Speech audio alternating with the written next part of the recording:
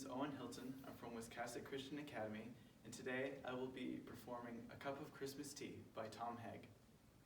The log was in the fireplace, all spiced and set to burn. At last the yearly Christmas race was in the clubhouse turn. The cards were in the mail, all the gifts beneath the tree, and 30 days reprieve till Visa could catch up with me. Though smug satisfaction seemed the order of the day, something still was nagging me and would not go away. A week before, I got a letter from my old great aunt. It read, "Of course I'll understand completely if you can't, but if you find you have some time, how wonderful if we could have a little chat and share a cup of Christmas tea." She'd had a mild stroke that year which crippled her left side. Though housebound now, my folks decided it hadn't hurt her pride. They said, "She'd love to see you. What a nice thing it would be for you to go and maybe have a cup of Christmas tea." But boy, I didn't want to go. Oh, what a bitter pill. To see an old relation and how far she'd gone downhill. I remembered her as vigorous, as funny, and as bright. I remembered Christmas Eves when she regaled us half the night. I didn't want to risk all that. I didn't want the pain. I didn't need to be depressed. I didn't need the strain. And what about my brother? Why not him? She's his aunt too. I thought I had it justified, but then before I knew, the reasons not to go I so painstakingly had built were cracking wide and crumbling in an acid rain of guilt. I put on boots and gloves and cap, shame stinging every pore, and armed with squeegee, sand and map, I went out my front door.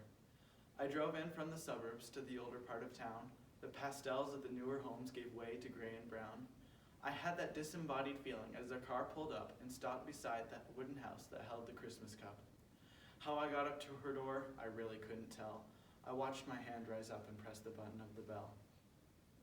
I waited, aided by my nervous rocking to and fro, and just as I was thinking I should turn around and go, I heard the rattle of the china in the hutch against the wall. The triple beat of 2 feet and a crutch came down the hall. The clicking of the door latch and the sliding of the bolt, and a little swollen struggle popped it open with a jolt. She stood there, pale and tiny, looking fragile as an egg. I forced myself from staring at the brace which held her leg, and though her thick bifocals seemed to crack and spread her eyes, their milky and refracted depths lit up with young surprise. Come in, she laughed the words. She took me by the hand, and all my fears dissolved away as if by her command. We went inside, and then before I knew how to react, before my eyes and ears and nose was Christmas past, alive, intact. The scent of candied oranges, of cinnamon and pine, the antique wooden soldiers in their military line, the porcelain nativity I'd always loved so much, the Dresden and the crystal I'd been told I mustn't touch. And there, beside her rocking chair, my spirit fairly bolted like a child out of class and danced among the ornaments of calico and glass. Like magic, I was 6 again, deep in a Christmas spell, steeped in the million memories that the boy inside knew well. And here among old Christmas cards so lovingly displayed, a special place of honor for the ones we kids had made. And there, beside her rocking chair, the center of it all, my great aunt stood and said how nice it was I'd come to call. I sat and rattled on about the weather and the flu. She listened very patiently, then smiled and said, "What's new?"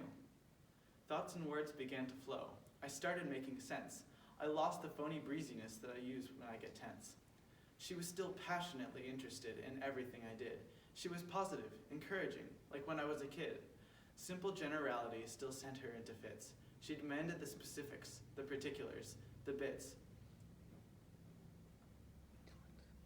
We talked about the limitations that she'd had to face. She spoke with utter candor and with humor and good grace. Then, defying the reality of crutch and straightened knee, on wings of hospitality, she flew to brew the tea. I sat alone with feelings that I hadn't felt in years. I looked around at Christmas through a thick hot blur of tears, and the candles and the holly she'd arranged on every shelf, the impossibly good cookies she'd still somehow baked herself. But these rich and tactile memories became quite pale and thin when measured by the Christmas my great aunt kept deep within.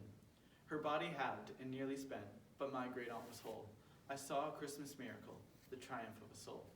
The triple beat of 2 feet and a crutch came down the hall, the rattle of the china in the hutch against the wall.